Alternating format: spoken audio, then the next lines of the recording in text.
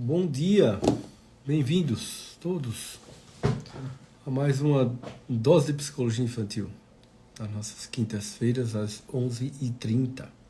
Deixa eu colocar aqui o tema da live enquanto vocês vão chegando e fixá-la.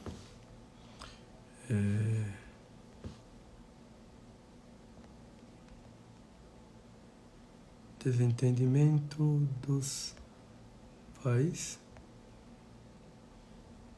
e sentimento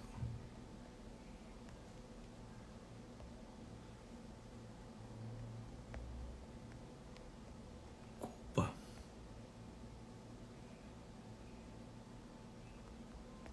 das crianças. Pronto.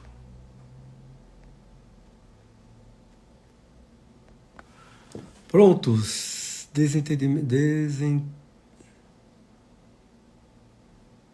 Os pais e sentimento de culpa das crianças. É isso aí. Então, pessoal, deixa eu logo dar as boas-vindas a vocês que estão chegando, né?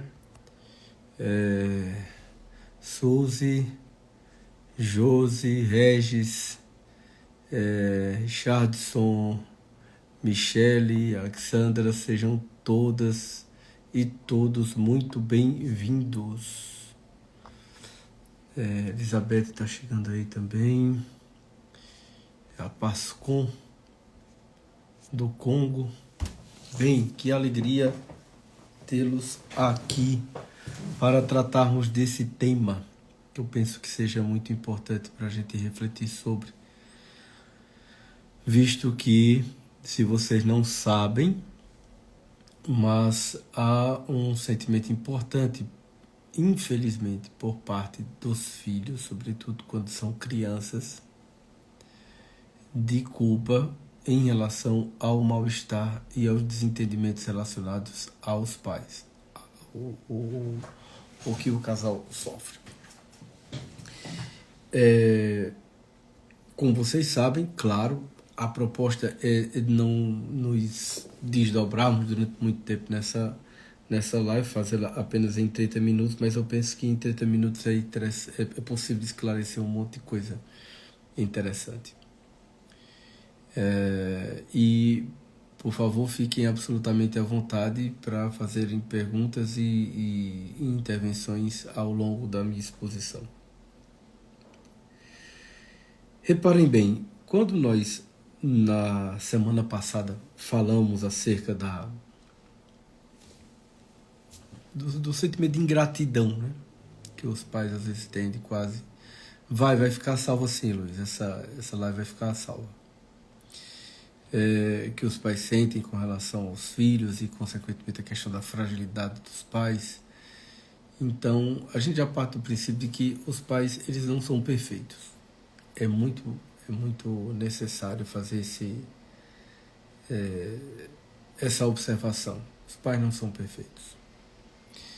E, em não sendo perfeitos, é importante, inclusive, que eles tenham os pés no chão, de onde vem a palavra etimologicamente, a origem, né, da palavra humildade, de humus, que é os pés no chão,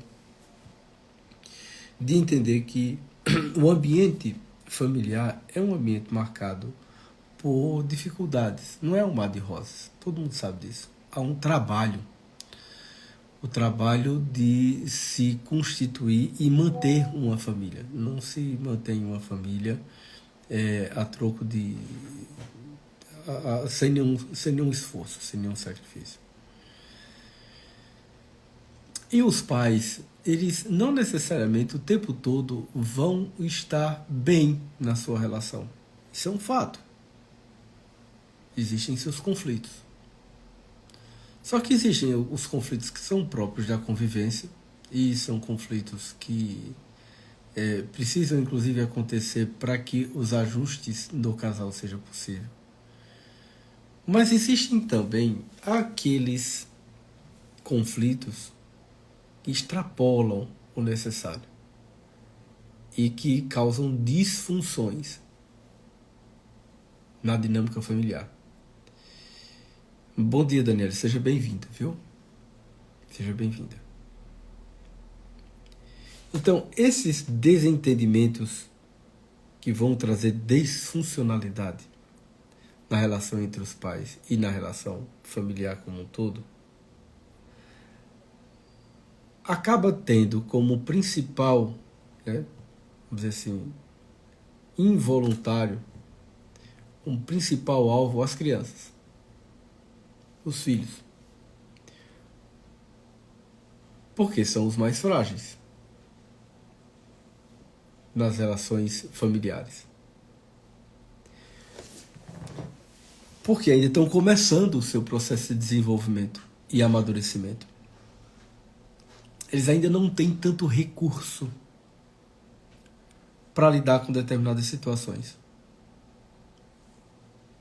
Não sabem o que fazer e o que está acontecendo. Eles somente sentem um grande mal-estar e, consequentemente, uma sensação de instabilidade e de insegurança, que para a criança isso é horrível. É aquela compreensão literal de que nós ficamos sem chão.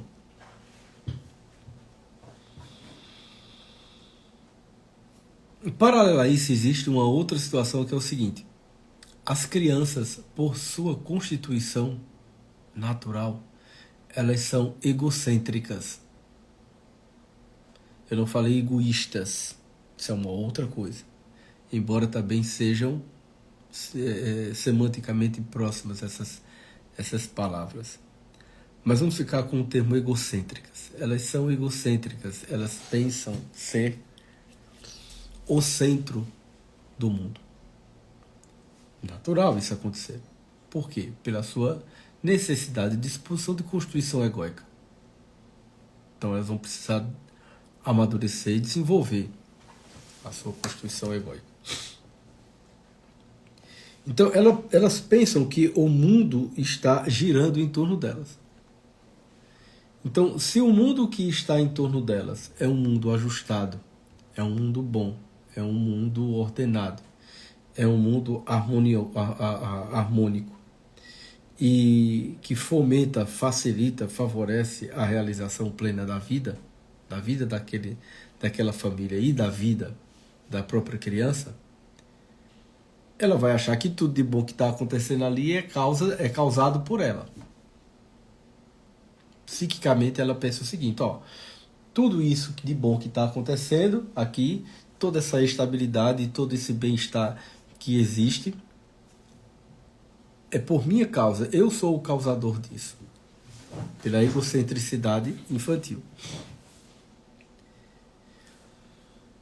O inverso também é verdadeiro. Se ela está em um ambiente desorganizado, desarmônico, patológico, sofrido, ela também vai entender que ela é a causa de tudo aquilo. Isso fica muito claro em situações de separação dos pais em contextos de litígio, que as crianças ficam em meio àquele mal-estar e, na sua fantasia egocêntrica, elas entendem que aquele mal-estar, a causa daquele sofrimento e daquele mal-estar na sua família, entre seus pais, é ela que está causando.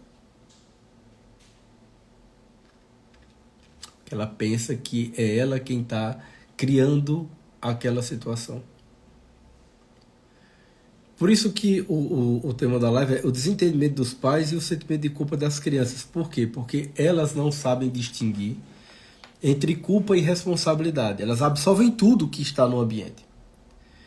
Então, aquela falta, porque a etimologia da palavra culpa, né, que no latim antigo era culpa ou culpo, das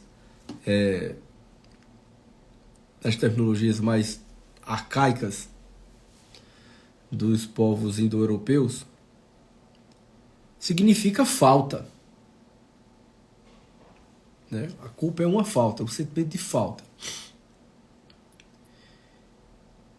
A falta como um aspecto religioso, vamos dizer assim, um pecado, um erro, etc., mas também A falta no sentido moral, da ação incorreta, da ação, da falta, das consequências de uma falta, de uma ação má. Então, a criança vai pensar que aquilo é culpa dela, porque é algo que vem de fora, né, para dentro, é uma imposição do ambiente. Além do fato de que ela ainda não tem noção de responsabilidade, que aí sim é um processo de dentro para fora, né? A gente percebe isso, inclusive, com facilidade, juridicamente, a diferença entre a responsabilização e a culpabilidade. A culpa é sempre uma imposição de um magistrado ou de um corpo de jurados que vai reconhecer, que vai entender culpa sobre aquela pessoa. E se você observar, elas quase sempre procuram se livrar dessa culpa. Procuram se desvencilhar dela, fugir dela, não reconhecer a culpa. Até porque um dos grandes atenuantes num processo jurídico é o reconhecimento dessa culpa e, portanto, uma responsabilidade e uma disposição, inclusive, para reparar aquele dano. Por isso que se fala hoje de justiça restaurativa, no sentido de reparação que vem através do sentimento de responsabilidade. Mas a culpa não, a culpa é sempre algo que vem de fora para dentro, é sempre uma imposição. Então, as crianças sentem-se culpadas como se houvesse uma espécie de imposição do ambiente sobre ela, de que elas, na sua fantasia egocêntrica, são a causa daquele desentendimento e daquele mal-estar entre os pais. Então, todas as vezes que as crianças se deparam com brigas entre os pais, conflitos entre os pais, não aqueles conflitos que são do cotidiano, que acontecem, os ajustes, como eu falei há pouco, mas aqueles conflitos disfuncionais. Aquela agressividade, eu diria, aquela violência, né? Agressividade gratuita, uma violência, algo destrutivo que venha a diminuir, destruir o outro, a destruir as relações, a causar um dano, um malefício, a criança vai se sentir culpada por isso. Então, é muito importante os pais estarem atentos quando numa situação de, principalmente, estarem expondo os filhos, expondo as crianças a situações de conflito, de brigas, de desentendimento entre eles, os pais, que são as principais referências para essa criança, diante dela, diante daquela criança. Se você observar, no momento em que os pais estão numa discussão, estão no desentendimento, e no desentendimento importante, os filhos ficam aterrorizados, entram em crise imediatamente. Por quê? Porque esses pais são as referências.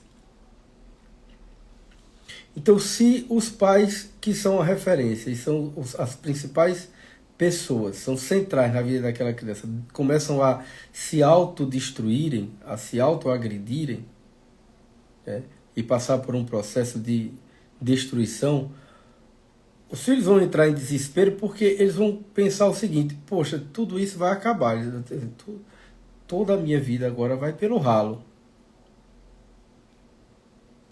Como é que eu faço agora? E aí, a impotência daquela criança diante da situação vai fazer com que naquela crise ela intensifique esse mal-estar, pensando que aquilo é culpa dela, é a causa dela. Então, é uma desestabilização muito profunda. Daniel está perguntando aqui: doutor Rodrigo, a culpa vem de fora para dentro, mas ela gera uma sensação de que eu deveria ter feito algo. Então, o que difere de responsabilidade?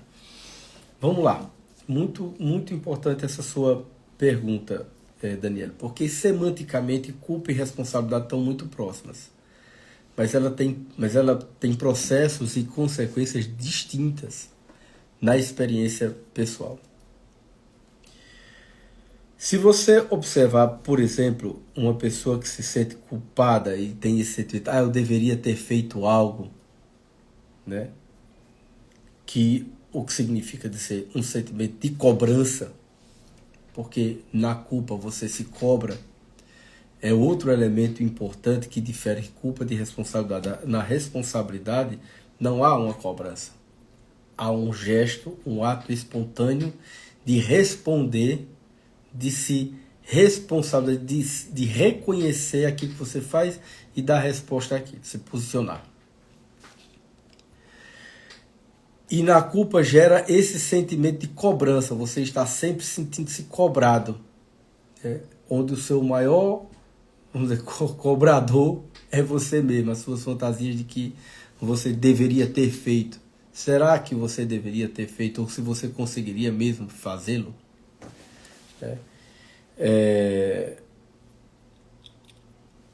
Porque a gente só pode ser capaz e pode se sentir responsável por algo, primeiro, se foi de responsabilidade de um ato voluntariamente seu.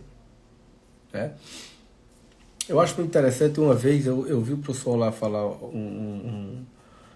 trazer uma ideia muito interessante sobre a questão do ato de confissão, para além da questão do sacramento, do âmbito sacramental da confissão, mas do processo psicológico que ocorre na confissão.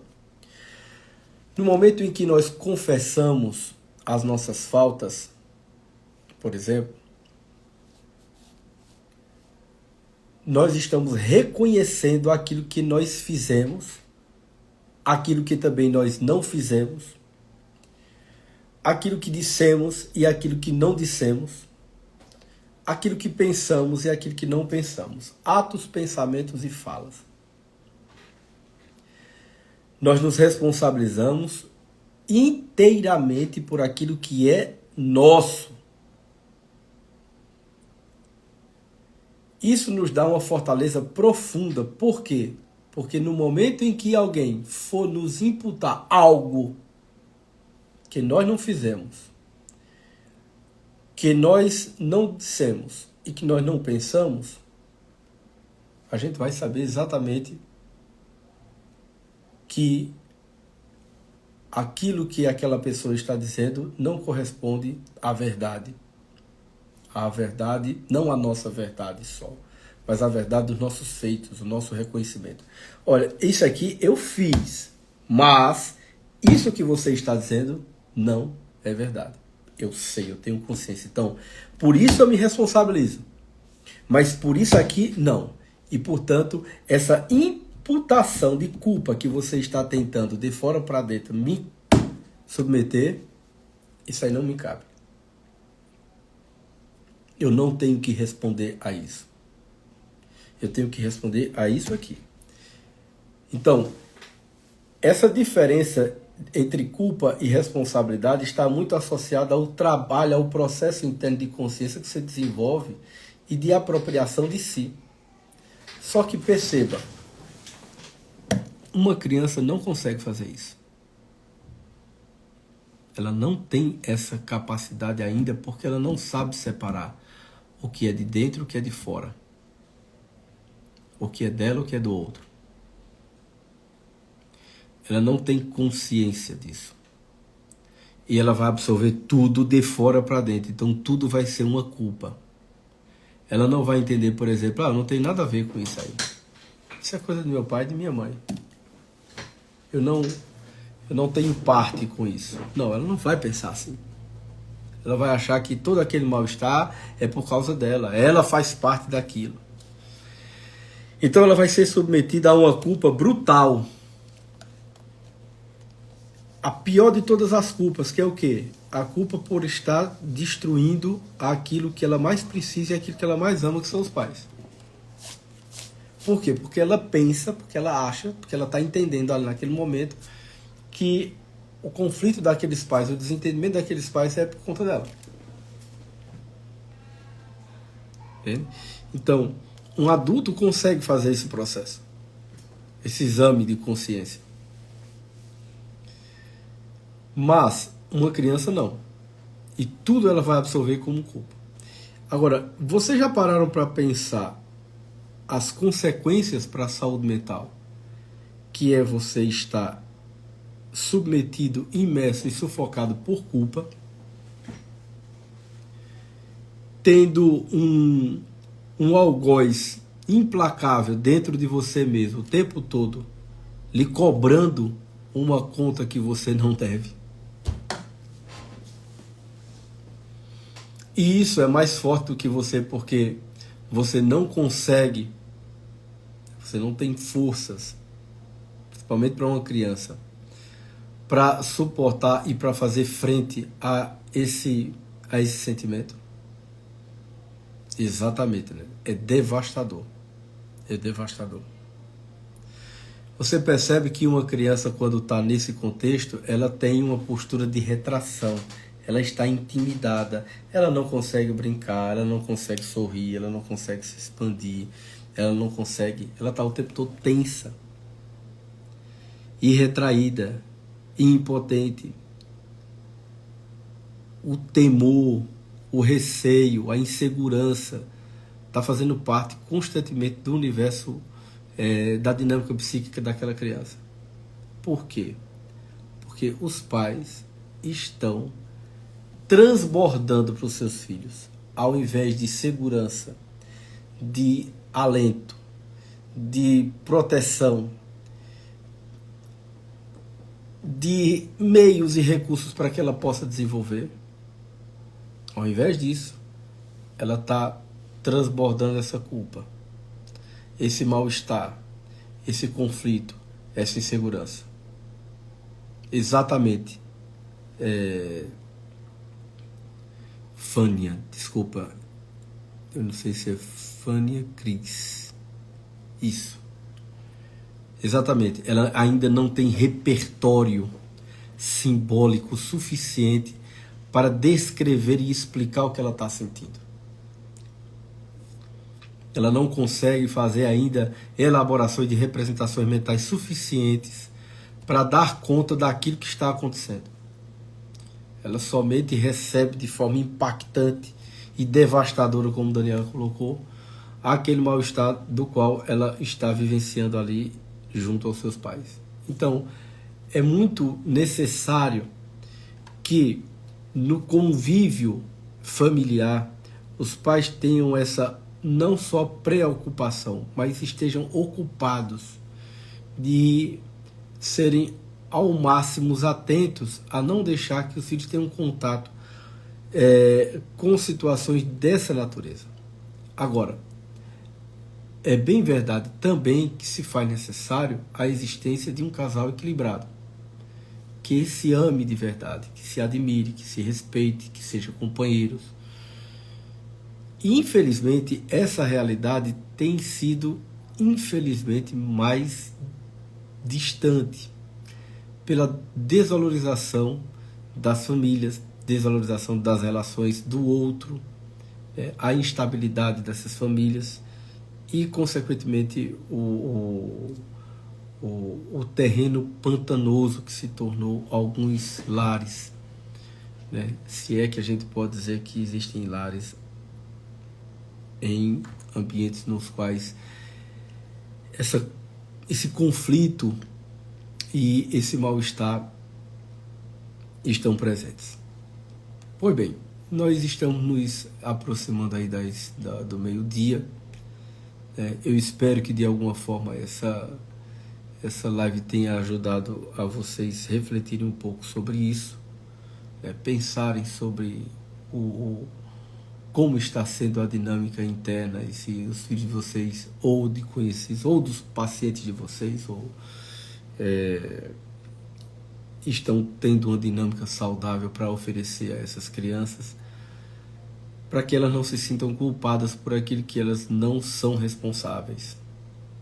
A responsabilidade sempre é do adulto, a responsabilidade sempre é do pai, sempre é da mãe, porque são adultos e, portanto, responsáveis. Não por acaso a gente considera as crianças inimputável e incapaz, civilmente e penalmente.